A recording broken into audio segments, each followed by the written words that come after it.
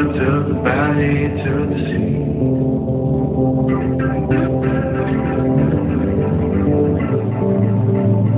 All the places, all the people that you can meet. Welcome to the Mississippi Valley Traveler Podcast. I'm Dean Klinkenberg, and I've been exploring the deep history and rich culture of the people and places along America's greatest river, the Mississippi, since 2007. Join me as I go deep into the characters and places along the river and occasionally wander into other stories from the Midwest and other rivers. Read the episode show notes and get more information on the Mississippi at MississippiValleyTraveler.com. Let's get going. Welcome to episode 53 of the Mississippi Valley Traveler Podcast. This is the final episode of 2024. I'll be back in January with some new episodes, but it's time to take a break for the holidays. Plenty of stuff going on, and you probably have plenty to do yourselves. So this has been a busy year, and I just want to start by thanking all y'all for supporting the podcast over the past 2.5 years, these 52 previous episodes. It's been a lot of fun. I've really enjoyed having the opportunity to talk to such a wide range of folks, and this year has been no different. Just looking back on what I released this year, we covered topics including river history, natural history. We talked with some authors. We talked with a couple of paddlers, and even an artist. If you go back and check out the episodes from 2024, you'll find that wide range of interviews. So we talked to folks like Lee Hendricks, a longtime river pilot who released a memoir early in the year. We helped celebrate the 100th anniversary, the centennial of the Upper Mississippi Refuge. 2 episodes on that. We talked with Trapper Haskins, his book about his experience rowing a homemade boat down the Mississippi. I talked with my brother about urban development, and we covered some territory on why so many river towns are struggling. That's a really interesting episode to go back and listen to if you haven't, if you're interested in the fate of our communities along the river. Talked with Boyce Upholt. Go back and listen to that episode as he talks about his new book, Great River, that was released this summer. Had a fun couple of episodes on the natural history side talking about dragonflies and damselflies, and also an episode on snakes and Snake Road in Illinois. A history episode, we looked at a man that we should all probably be a lot more familiar with, General Logan, who had a big effect on not just Illinois history, but on U.S. history. And we even took a little sidestep away from the Mississippi, and we talked with Aaron Brown about Minnesota's Iron Range and life in that area. Like I said, a lot of different topics. We covered quite a lot of territory this year. So I'm thankful for all of you for continuing to listen. And of course, this year was also the year that I released my book, Wild Mississippi, A Natural History of the River.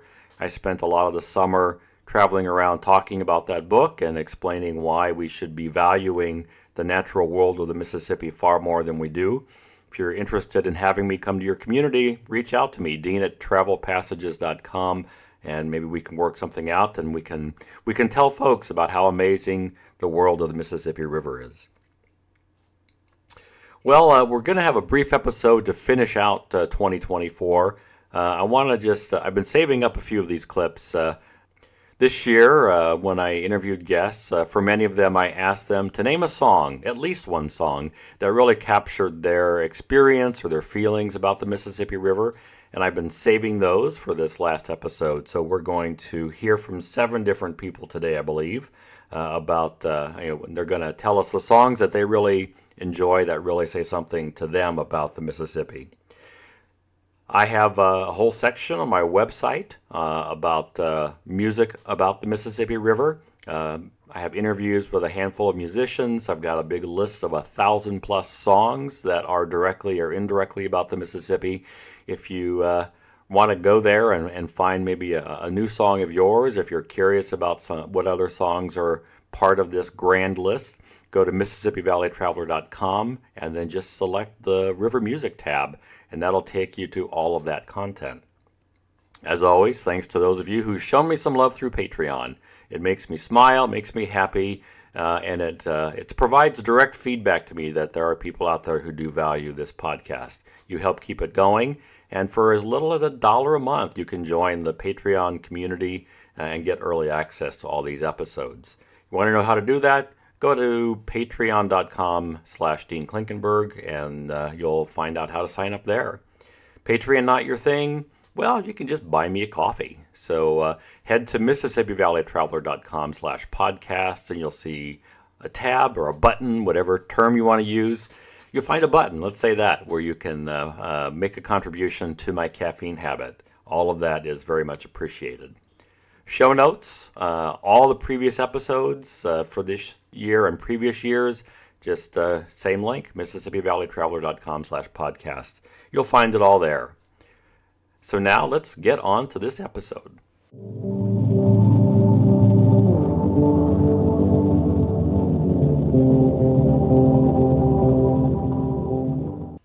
Well, as I mentioned at the top of this episode, today we're just going to take a quick little detour to the world of river music. During interviews with guests this year, I asked many of them to name a song or two that really meant something to them or said that spoke to how they felt about the river. So we have, I think, 8 people, actually. And I might have said 7 up front, but we have 8 people that answered the question. We have Lee Hendricks, the river pilot, John Anfinson, the river historian, Anne Shirley Osey, who paddled the Mississippi River 1 week at a time, eventually completing a source-to-sea paddle over the course of many years. Author Boyce Upholt, Sabrina Chandler, who is the refuge manager for the Upper Mississippi Refuge, and Hallie Schultz, the visitor services manager for the Upper Miss Refuge.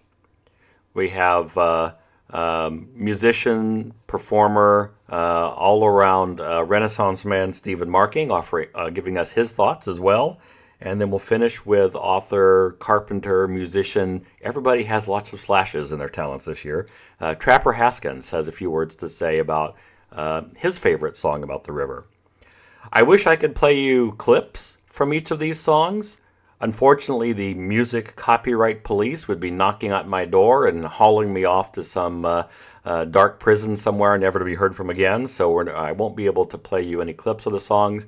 But I have put together a playlist on Spotify. If you go to Spotify and just search my name, Dean Klinkenberg, you'll see a couple of public lists. One of them is just a much longer list of hundreds of songs about the Mississippi. The other will be just songs mentioned in this particular episode. So it'll be, I don't know, I'll label it something like episode 53, Mississippi Valley Traveler Podcast, or maybe something completely different just to confuse everybody. All right, well, let's get on with it. And let's hear from these 8 folks about the songs that speak to them, that have something to say about the Mississippi. If you were going to pick a song that captured your experiences with the river, what would that song be? So there's alt country singer by the name of Cody Jinks. He wrote a song called "The Lost Highway," which, of course, was a Hank Williams song, but it wasn't a cover of Hank Williams. It was different, same title, and the lyrics of that just are so appropriate to anybody who's spent a lot of time out on the river. It'll make you laugh and it'll make you cry. It'll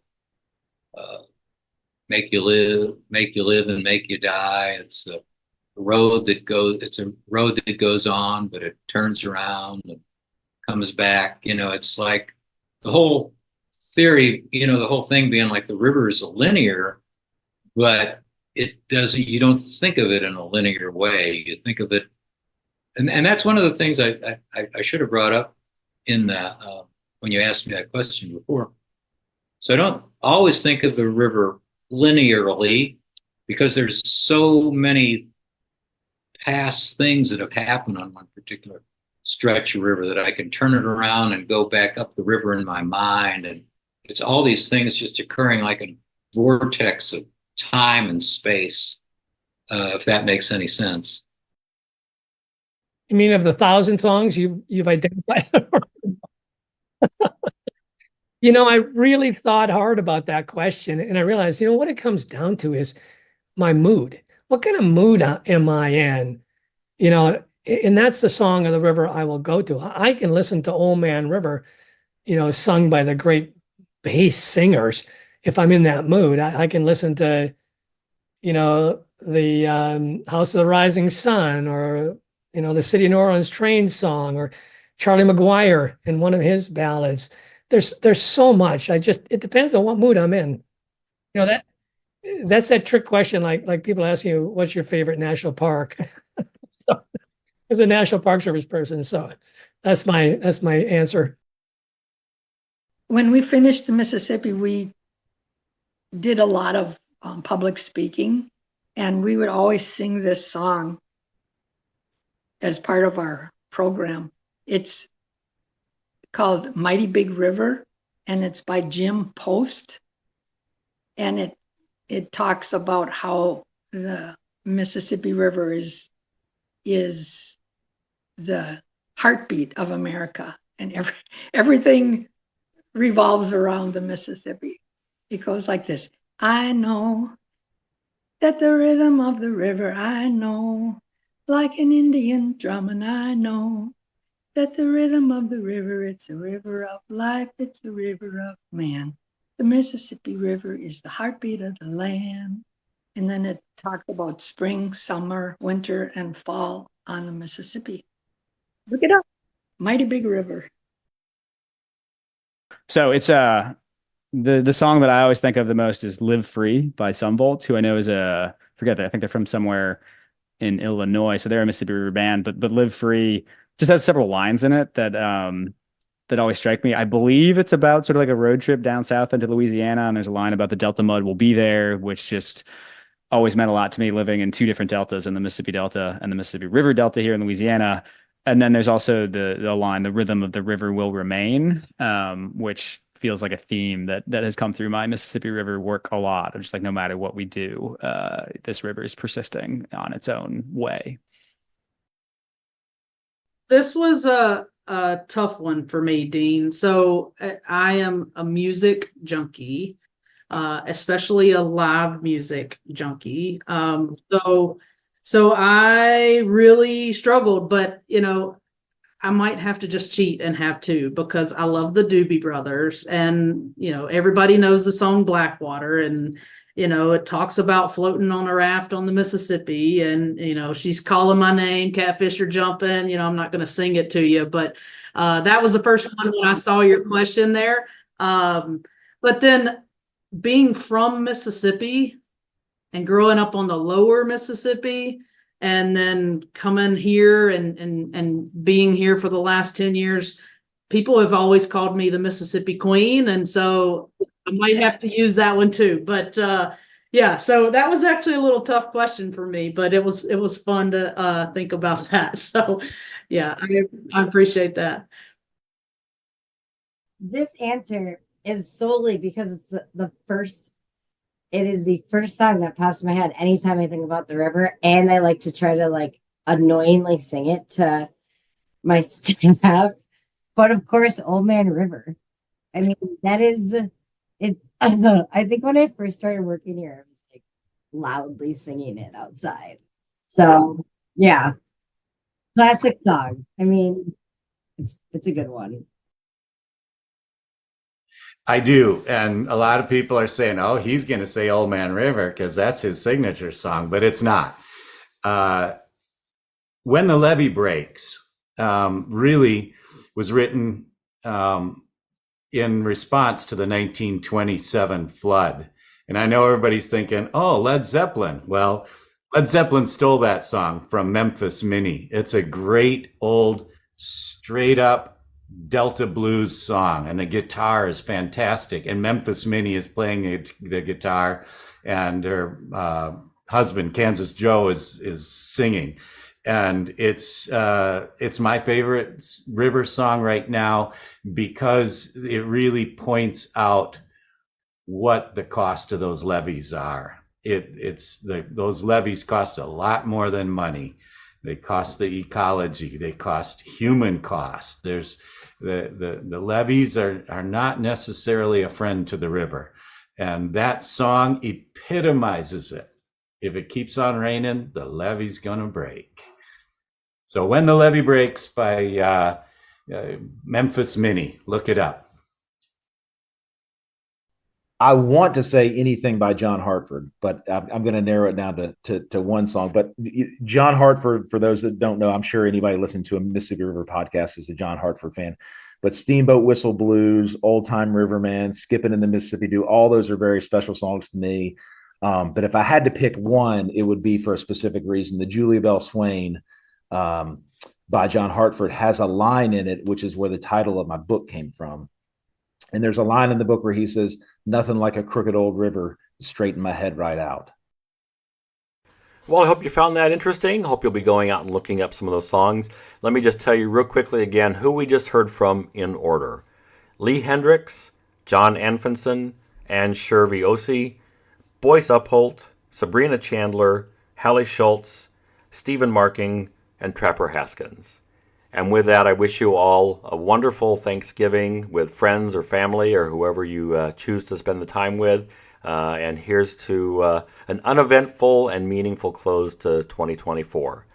I'll see you back here in January of 2025. Thanks for listening. If you enjoyed this episode, subscribe to the series on your favorite podcast app so you don't miss out on future episodes. I offer the podcast for free, but when you support the show with a few bucks through Patreon, you help keep the program going. Just go to patreon.com/Dean Klinkenberg. If you want to know more about the Mississippi River, check out my books. I write the Mississippi Valley Traveler guidebooks for people who want to get to know the Mississippi better. I also write the Frank Dodge Mystery Series that's set in places along the river. Find them wherever books are sold. The Mississippi Valley Traveler podcast is written and produced by me, Dean Klinkenberg. Original music by No Offense. See you next time.